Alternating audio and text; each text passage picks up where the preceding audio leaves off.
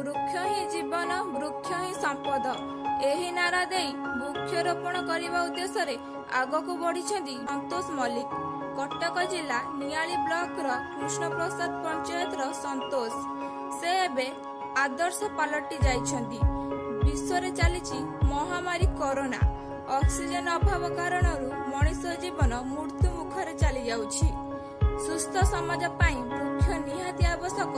संतोष एक कथा को गुरुत्व दे निज पंचायत रे वृक्षरोपण पाई सांगसाथी और दलीय संगठनर कर्मी मानकु वृक्षरोपण कार्यक्रम रे शामिल करिसंती एवं वृक्षरोपण करुछंती।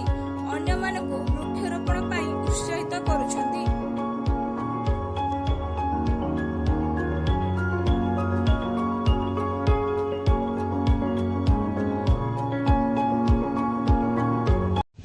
नमस्कार, मु संतोष मल्लिक समाजसेवी। आम आज वृक्षरोपण कलु माँ बेलेश्वरी पाखे ठाकुर गोटे संयोग अच्छी प्रत्येक वर्ष वृक्षरोपण करुचु।